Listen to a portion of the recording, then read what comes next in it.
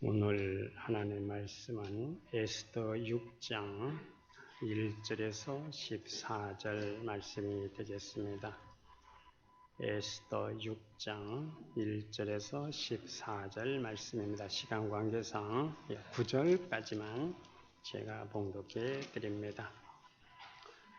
1절 그날 밤에 왕의 잠이 오지 아니하므로 명령하여 역대 일기를 가져다가 자기 앞에서 읽히더니 그 속에 기록하기를 문을 지켰던 왕의 두 넷이 빅다나와 델리스가 아하수에로 왕을 암살하려는 음모를 모르드게가 고발했다 하였는지라.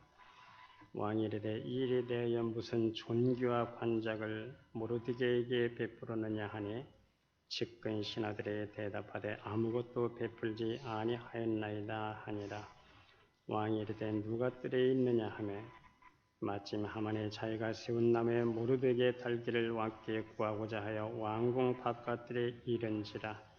측근 신하들이 아뢰되 하만의 뜰에 섰나이다 하니 왕이 이르되 들어오게 하라 하니 하만이 들어오거늘 왕이 묻되 왕이 존귀하게 하기를 원하는 사람에게 어떻게 하여야 하겠느냐.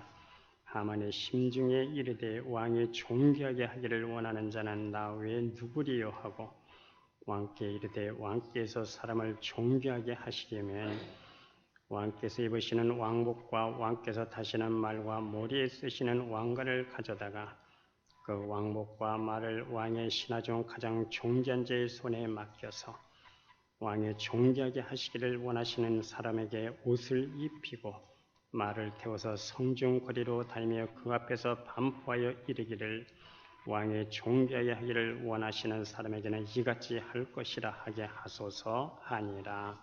아멘. 영국의 고전 문학가인 윌리엄 카우퍼라고 하는 사람이 있었습니다. 그가 6살 때에 갑자기 어머니가 세상을 떠나는 바람에 큰 충격을 받고 그는 평생 동안 우울증에 시달리면서 여러 번 자살을 시도한 그러한 사람입니다. 32살이 되었을 때 그는 하루하루 사는 것이 너무나 힘들고 그리고 고통스러웠습니다. 이렇게 고통스럽게 하루하루를 살아가는 것보다는 차라리 인생을 포기하고 죽는 것이 낫겠다 하는 자기 나름대로의 결론을 세우게 됩니다. 그래서 그는 강에 뛰어내릴 목적으로 마부에게 테임즈 강을 향해서 가자고 했습니다.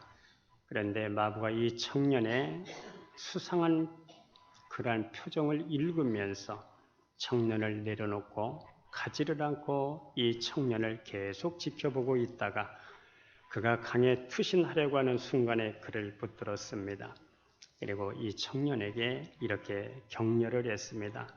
앞길이 창창한 젊은이가 이런 일을 하면 어떻게 됩니까? 이 죽을 용기를 갖고 사시기를 바랍니다.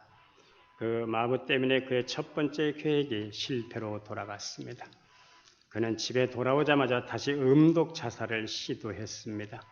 그런데 마침 이웃집에 사는 사람이 우연히 이 집을 방문했다가 그가 아직 숨을 쉬고 있음을 확인하고 해독제를 먹여서 살려냈습니다. 두 번째 자살에도 실패한 그는 내가 이래서는 죽을 수가 없겠구나. 이번에는 좀 더 확실하게 그렇게 시도를 해야 되겠구나.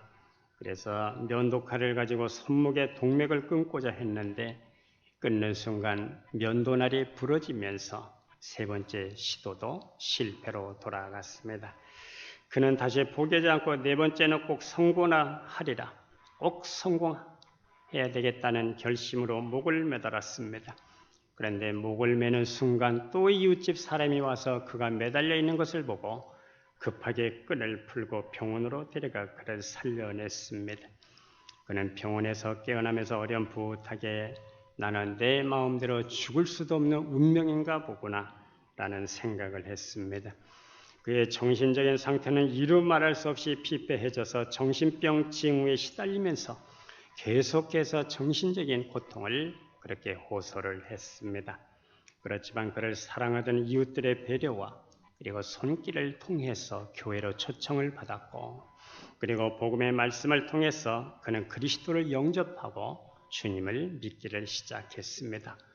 이때 그에게 가장 도움을 주었던 분은 나 같은 죄인 살리신 이 찬송시를 작사했던 존 뉴턴 목사님이셨습니다. 이 존 뉴턴 목사님은 그의 친구가 돼서 늘 신앙적 대화를 나누면서 격려하면서 그의 믿음 생활을 도와주었습니다. 33살 됐을 때 18개월 동안 정신병원에서 요양을 하고 있으면서 그는 어느 날 성경을 읽다가 로마서 3장 25절 말씀에 큰 감동을 받았습니다. 이 예수를 하나님이 그의 피로써 믿음으로 말미암아 화목 제물로 세우셨으니 이는 하나님께서 길이 참으시는 중에 전에 지은 죄를 간구하심으로 자기의 의로우심을 나타내려 하심이니. 그리고 스가랴 13장 1절 말씀에 그날의 죄와 더러움을 씻는 셈이 다윗의 족속과 예루살렘 주민을 위해서 열리리라. 예수님께서 화목제물이 되주셔서 십자가에서 흘리신 이 보혈을 믿음으로 구원을 받는다는 이 말씀을 읽자 그는 성령의 깊은 감동을 받았습니다. 그래서 하나님이 나를 사랑하시고 내 모든 죄를 용서해 주신다는 확신을 갖게 됐습니다. 그는 말할 수 없는 이 기쁨을 얻고 건강도 점점 좋아졌습니다. 그는 자기를 향하신 하나님의 섭리가 있다는 것을 깨닫게 됐습니다. 이 사람에 쓴 찬송시가 약 67곡인데 그 중에 우리나라 찬송가에 약 3곡이 들어와 있습니다. 대표적으로 찬송가 258장입니다. 샘물과 같은 보혈은 주님의 피로다. 보혈의 죄를 씻으면 정하게 되겠네. 정하게 되겠네. 정하게 되겠네. 보혈의 죄를 씻으면 정하게 되겠네. 섭리라고 하는 말은 하나님의 지배와 붙드심에 내가 힘을 입고 있다는 그러한 뜻입니다. 믿음을 나타낸 말씀입니다. 특별히 하나님께서 우리를 구원에 이르게 하시는 은혜로운 행위를 말씀하는 겁니다. 그래서 섭리는 하나님께서 인간을 구원하시려는 은혜로운 행위를 의미하고 있는 것입니다. 우리가 창세기 45장을 보면 국무총리가 된 요셉이 형님을 만나는 그런 장면이 나옵니다. 지난날 형님들의 17살 난 동생 요셉을 팔아치웠어요. 그것도 처음에는 죽이려고 했다가 미디안 상인들이 지나가는 것을 보고 팔아먹은 것입니다. 그는 노예 신분으로 보디발의 가정 총무의 일을 하다가 보디발 아내로부터 누명을 받고 13년 동안 감옥에서 억울하게 옥살이를 했습니다. 온갖 고생을 다한 다음에 애굽의 총리가 됩니다.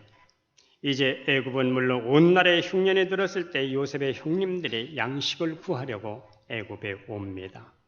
애굽의 총리가 자기들이 팔아먹은 동생 요셉임을 알고 형님들이 벌벌 떨고 있습니다.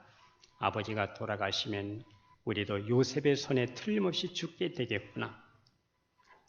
이렇게 벌벌 떨고 있었을 때에 그런데 뜻밖에도 요셉이 이렇게 얘기를 하는 겁니다. 창세기 45장 5절 말씀에 당신들이 나를 이곳에 팔았다고 해서 근심하지 마십시오. 한탄하지 마십시오. 하나님이 생명을 구원하시려고 나를 당신들보다 먼저 보내신 것입니다. 당신들이 나를 판 것이 아닙니다. 하나님께서 우리 온 백성을 살리기 위해서 이곳으로 나를 앞서 보내신 겁니다. 우리 인간의 눈으로 보면 요셉은 분명히 팔렸습니다. 그러나 하나님의 시각으로 보면은 하나님이 먼저 보내신 겁니다. 요셉은 구원사적으로 하나님의 섭리를 깨달았습니다. 하나님의 섭리를 깨닫고 보니까 의미가 달라집니다. 그리고 해석이 달라지게 되는 겁니다. 바울을 죄수의 몸으로 로마의 황제 가이사 시제에게 판결을 받기 위해서 이 바울이 로마로 죄수의 복을 입고 끌려가게 됩니다. 그러나 하나님의 시각, 하나님의 섭리로 보면은 당시 세계를 지배하고 있는 로마로 복음의 전사로 하나님께서 보내주신 겁니다. 하나님의 섭리를 깨달으면 해석이 달라지게 되고 그리고 삶의 의미가 달라지게 됩니다. 모세가 나일 강가에 버려진 것도 이것은 우연이 아니었습니다. 하나님께서 이스라엘을 구원하기 위한 하나님의 섭리가 여기에 있었습니다. 우리가 에스더를 보면은 에스더라고 하는 이 책장에는 하나님이라고 하는 단어가 처음부터 끝까지 한 번도 나오지 않습니다. 그러나 하나님이 움직이고 계시다는 것을 우리가 알 수가 있습니다. 에스더 1장부터 하나님의 손길을 느낄 수가 있습니다. 1장을 보면은 페르시아의 아하수에로 왕이 180일 동안 호화로운 장치를 벌립니다. 표면적으로는 왕의 위엄을 과시하고 그리고 넓은 제국 내에 있는 여러 민족을 통합하기 위해서였고 통합된 힘으로 당시 강대국인 헬라를 꺾으려는 그러한 목적에 있었습니다. 그런데 이 자리에서 왕의 와스디의 아름다움을 보여주고 싶어서 잔치에 불렀는데 와스디가 이 청을 거절합니다. 그래서 와스디가 폐위가 됩니다. 그리고 원칙적으로는 바사의 명문 가문의 딸만이 왕후가 될 수가 있습니다. 그런데 포르민의 과인 에스더가 왕으로 선택된 것은 유대인을 구원하시려는 하나님의 섭리가 여기에 있었습니다. 오늘 우리가 본문 1절을 보면 아하수에로 왕이 잠이 오질 않았습니다. 1절에 보면 그날 밤에 왕이 불면의 밤이었습니다. 그날이 언제입니까? 바로 앞장을 보면 하만의 자객의 신적 경배를 거절하는 이 모르드게를 볼 때마다 마음이 불편했어요. 그래서 하만의 모르드게를 나무에 달다 죽이기 위해서 나무를 세운 그날 밤입니다. 더 나아가서 모르드게가 유대인을 말살시키려는 하만의 음모로 인해서 이제 유대인은 말살되는 위기에 처하게 되었습니다. 이런 상황에서 그날 밤에 왕이 잠이 오질 않아서 역대 일기를 가져다가 읽게 했습니다. 왕이 잠들 수 없었던 밤 여기에 하나님의 섭리가 있습니다. 왕이 잠이 오지 않으면 왕이 할 수 있는 일이 여러 가지가 있습니다. 궁녀들에게 술상을 차려오게 할 수도 있고 무희들을 불러서 춤을 추게 할 수도 있습니다. 그런데 하필이면 역대 일기를 가져다가 읽게 한 것입니까? 역대 일기를 우리 조선 왕조에 빗대어 말하면 바로 승정원 일기입니다. 왕이 잠이 오지 않는 이 불면의 밤, 여기서 역대 일기를 가져다가 읽게 한 것, 이것은 유대인을 구원하고자 하시는 하나님의 섭리가 여기에 있었습니다. 믿음의 눈으로 보면은 우연한 일같이 보이는 것에도 여기에는 하나님의 섭리가 있는 것입니다. 어떤 사람이 주일 예배를 빼먹고 골프 시합을 하러 가다가 전봇대를 들이받았습니다. 이 사람은 참 운전을 잘하는 사람이었어요. 그런데 어쩐 일인지 그날에는 전봇대를 들이받았다는 겁니다. 그는 가물거리는 정신으로 회개를 했습니다. 하나님께서 내가 주일날 예배를 빼먹고 골프 치러 가는 것 이거 기뻐하지 아니하시는구나. 그 이후로 그는 성실한 성도가 됐습니다. 우연한 일 같지만 여기에도 하나님의 섭리가 있다는 것을 우리는 깨닫게 되는 겁니다. 1916년 어느 날 영국 옥스퍼드 대학 출신 교수 한 사람이 고서점에 들어가 책 한 권을 골랐어요. 그 책이 조지 맥도날드가 쓴 환타페스라고 하는 책이었습니다. 그는 이 책을 읽다가 기독교에 관심을 갖게 되고 마침내 신앙인이 되었습니다. 그가 그 유명한 C.S. 루이스라고 하는 사람입니다. 우연한 손에 든 한 권의 책이 그의 인생 판도를 달라지게 만들었습니다. 우리가 믿음의 눈으로 보면은 우연한 일 같지만은 그러나 여기에도 하나님의 섭리가 있습니다.